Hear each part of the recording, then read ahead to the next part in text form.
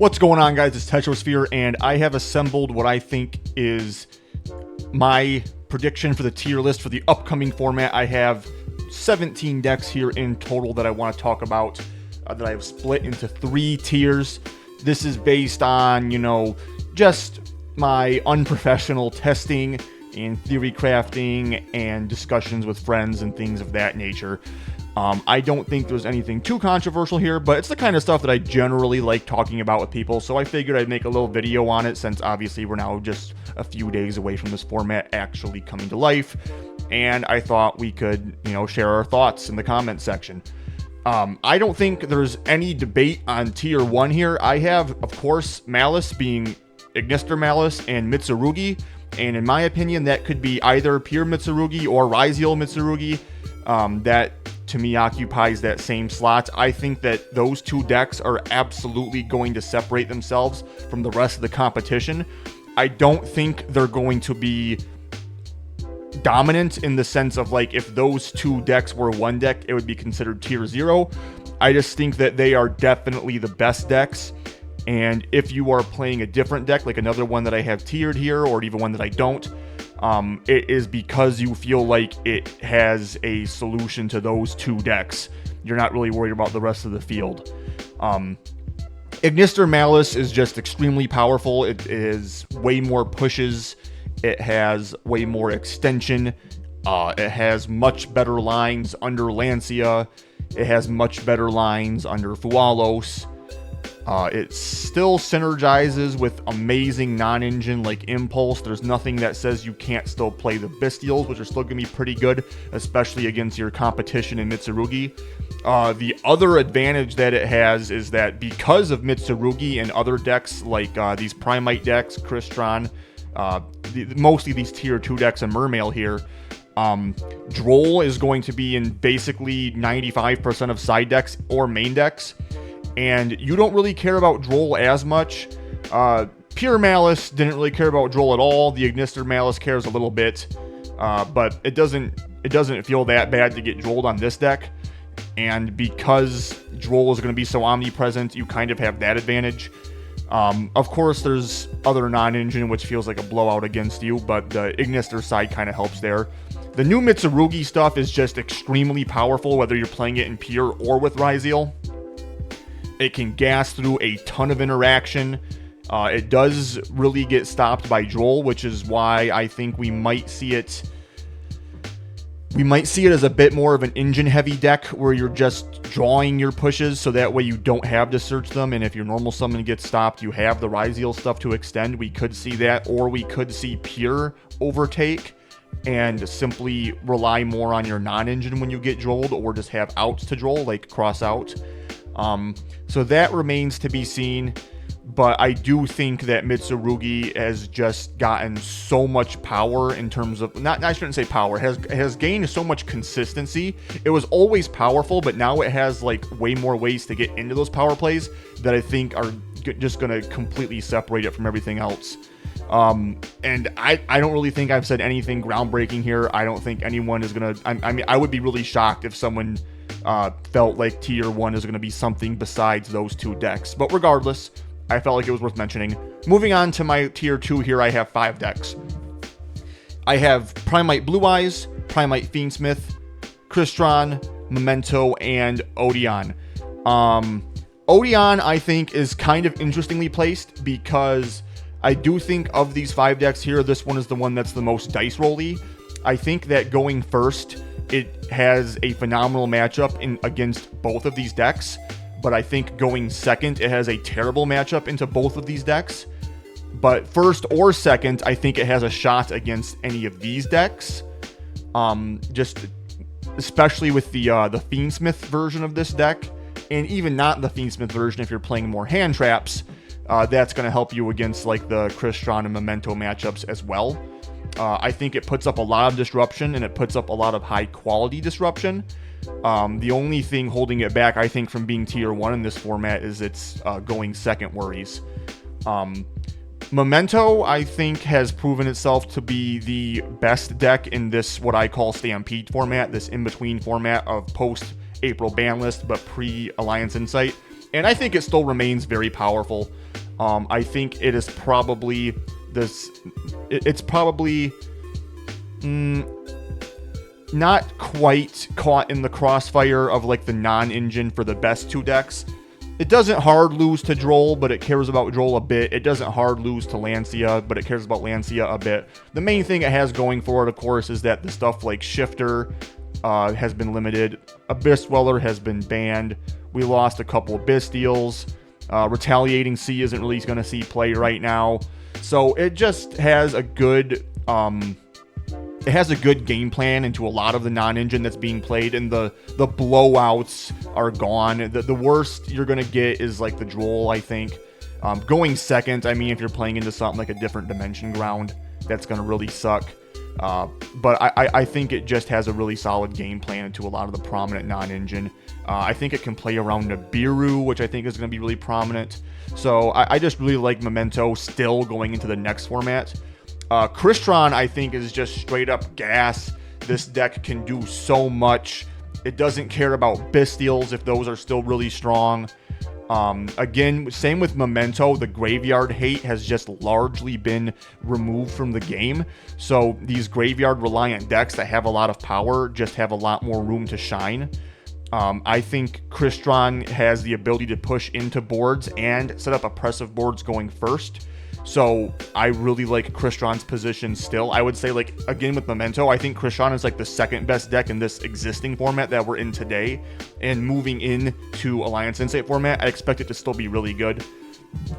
Now, I have these 2 Primite decks here. Personally, I think Fiendsmith Primite is better than Blue Eyes Primite, but I do think that Blue Eyes Primite will see more representation just because it's Blue Eyes. Especially with the new level 4 Light Fiend Vanilla Dippity in Alliance Insight. I think that you have a really, really strong game plan with Primite Fiendsmith. I think that both engines have amazing resource recursion, and it might be the only deck that can outgrind the new Malice deck with the March Hare, adding to its recursion. I think that Malice now has a phenomenal grind game, whereas before it didn't really have much of a grind game. This deck might be the only one that can truly like outgrind Malice. Drill Beam is typically not a phenomenal interaction against Malice, but it can be quite good. Drill Beam is a phenomenal interaction against Mitsurugi. Fiendsmith can put up an Omni, which can be very difficult for Mitsurugi to play into if they only have 1 push in their hand. Caesar is phenomenal against Mitsurugi.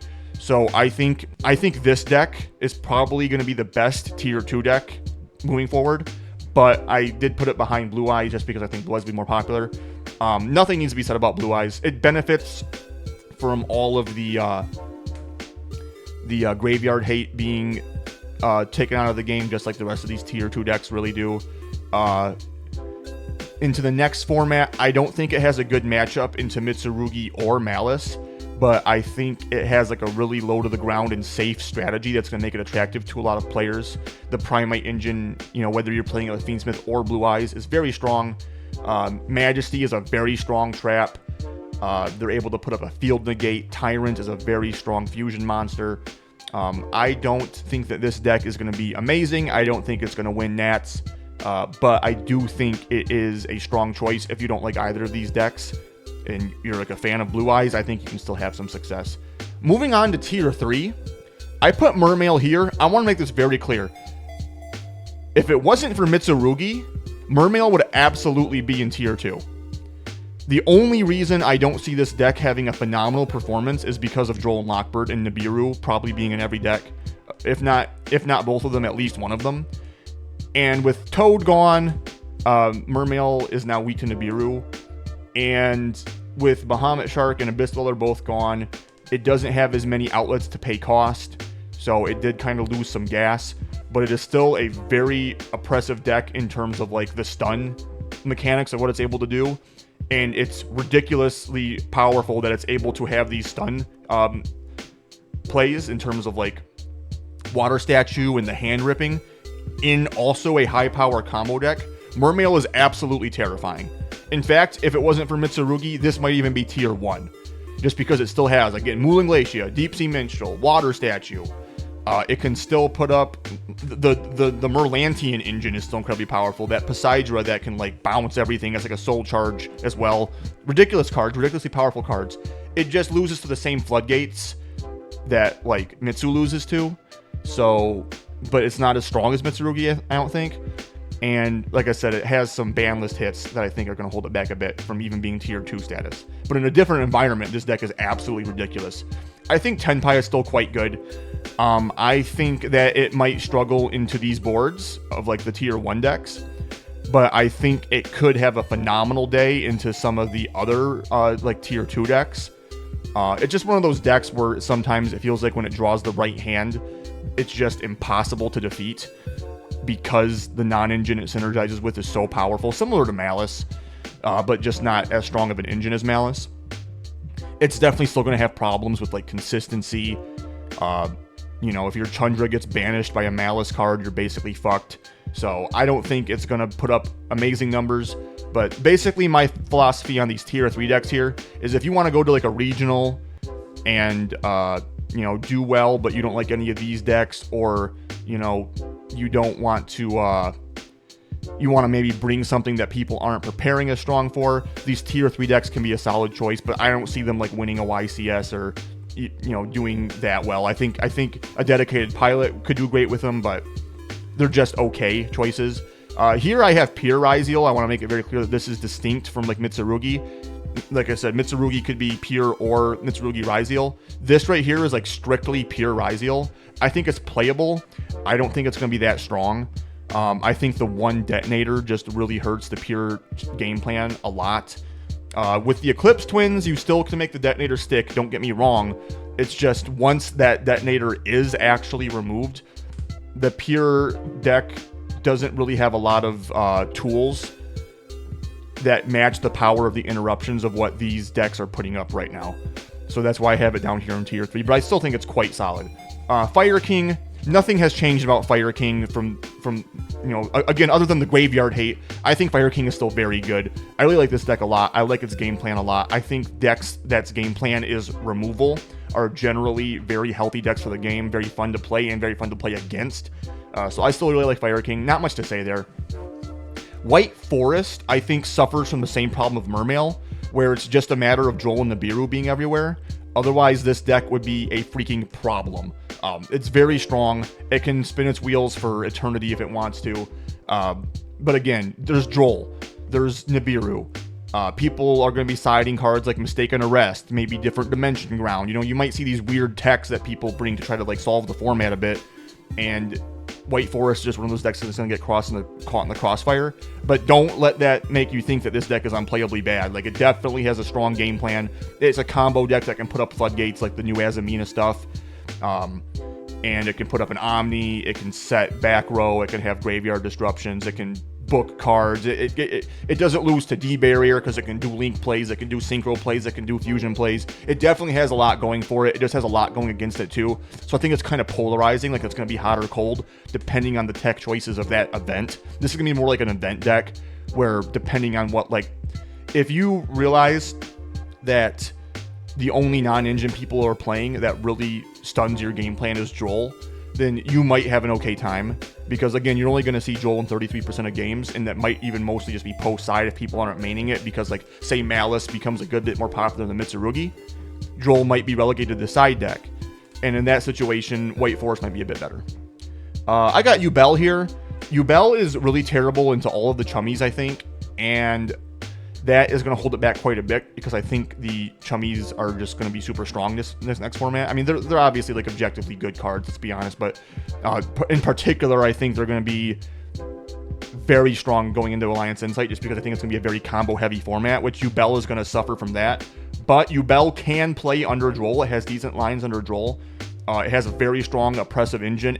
I personally think it can play into boards. I know some people think Yubel has going second problems. It depends on your build, I guess, and your playstyle, but I think Yubel can go second. I still really like the deck a lot. I just think that it has no game plan under the chummies. You're basically passing on an empty board, or you're letting your opponent draw like 3 cards, which is just not going to be great. I also think it's going to have a pretty poor game plan into Malice, but I do think it has really good potential into Mitsurugi. I have Regenesis here, and that might seem a bit bizarre because Regenesis was not really doing anything in the OCG except for like fringe play. I think it's going to be quite a bit better here because we have like 3 Kashtira Unicorn. We have more Bystials than the OCG has. So I think you're going to see Regenesis in like these pile decks of like Bystial and or Kashtira. Well, I don't think you'd play both Bystial and Kashtira for obvious like conflict reasons. But I think you can put Regenesis with like some other engines and like a ton of non-engine to back it up, and it'd be a very, very solid like control strategy. Same with Centurion here. Centurion was held back previous to this format because of Detonator just being way too good against it. But with Ryziel, I think largely being relegated to either being in hybrid decks or a weaker Peter deck with just 1 Detonator, I think Centurion is a really solid choice because of its game plan under the Chummies. It does not care about Droll. Sometimes it can lose to like, the 1-for-1 hand traps like the Ash and the Ogre, of course. No deck here does not have a weakness. I just think that Centurion has a very good time into like the prominent non-engine of the format. What's holding it back is that its engine is just not very strong. But if you build the deck correctly and you play it correctly and you have the right non-engine to back up your engine, I think you can have a really good time with Centurion and catch a lot of people off guard. Next up, we have Ritual Beast. This might be a surprising pick for people who know me because a lot of people know that I was critical of Ritual Beast during Yubel format because I felt like what really carried it was that it can make Protoss and it can play Shifter. Now, why do I have Ritual Beast on this list in Tier 3? I think Ritual Beast might struggle with some of these other Tier 3 and Tier 2 strategies, but I think it has a really nice game plan into both Tier 1 strategies.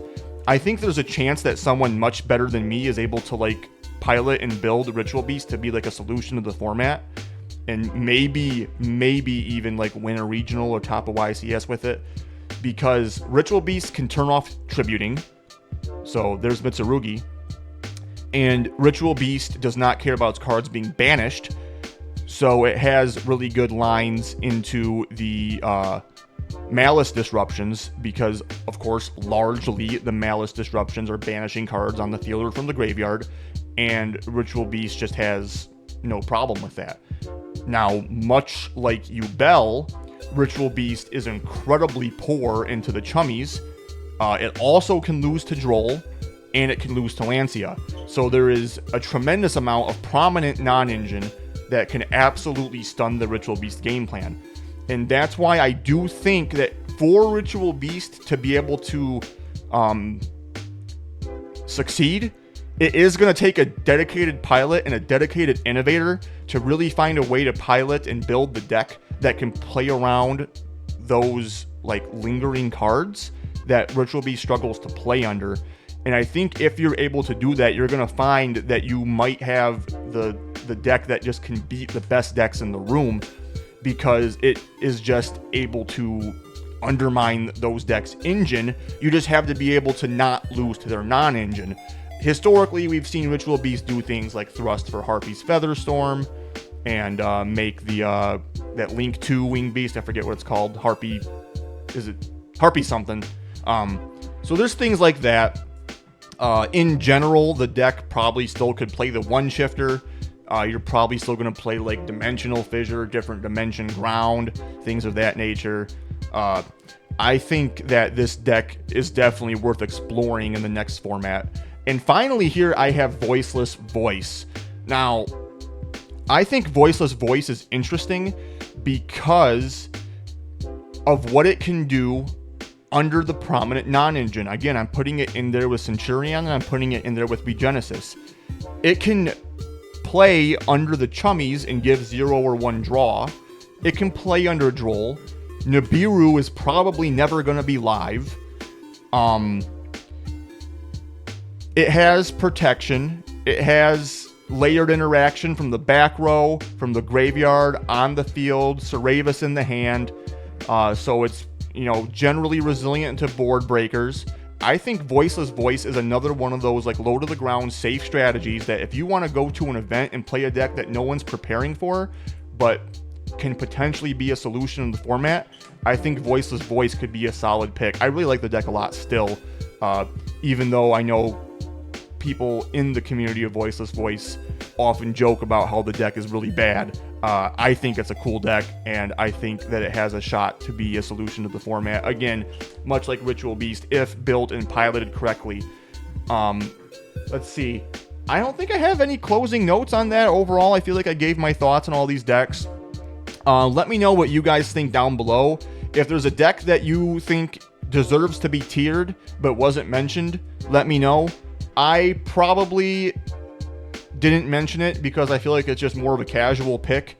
It's not something that I think you could have success with, but maybe there's something I overlooked. Let me know. I really appreciate you guys checking this video out. I'm excited to hear your thoughts. I will see you on the next one. Peace.